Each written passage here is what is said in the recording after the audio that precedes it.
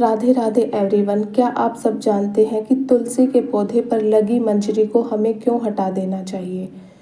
हिंदू धर्म में शास्त्रों के अनुसार तुलसी के पौधे पर माँ लक्ष्मी का वास होता है और मंजरी को माँ लक्ष्मी के सर का भार माना जाता है, इसलिए इसे हटा देना चाहिए।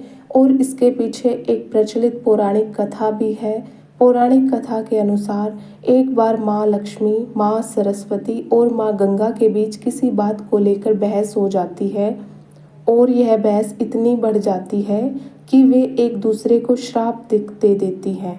गंगा माँ ने माता लक्ष्मी से कहा कि तुमने मुझे नदी का वेग बनाया है, तो मैं तुम्हें श्राप देती हूँ कि तुम एक पौधा बन जाओ, जो वृंदा बनकर बाद में तुलसी का पौधा बनी। तभी वहाँ माँ पार्वती आ जाती हैं और कहती हैं कि आखिर आप लोग एक दूसरे से लड़ क्यों रहे हो।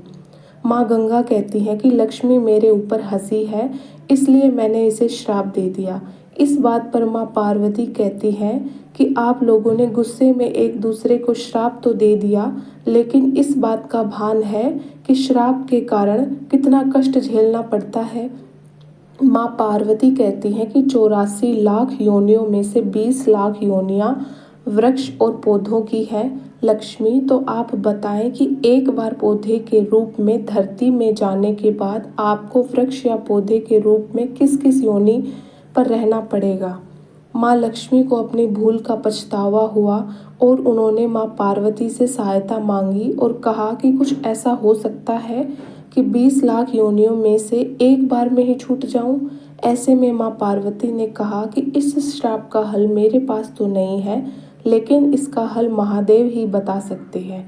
महादेव ही हैं जो हर तरह की योनि से छुटकारा दिला सकते हैं। तब माँ पार्वती ने भोलेनाथ से कहा कि कोई ऐसा उपाय बताएं प्रभु कि माँ लक्ष्मी तुलसी के बाद किसी अन्य योनि का दुख न भोगे। तब महादेव ने इस उपाय को बताया।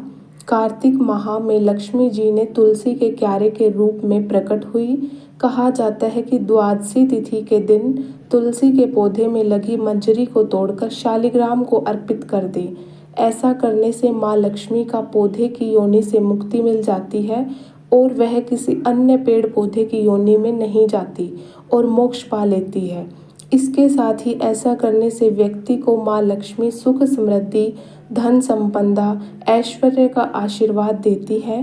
तुलसी मंजरी को भगवान श्री कृष्ण को भी चढ़ा सकते हैं। ऐसा करने से माँ लक्ष्मी के साथ भगवान कृष्ण भी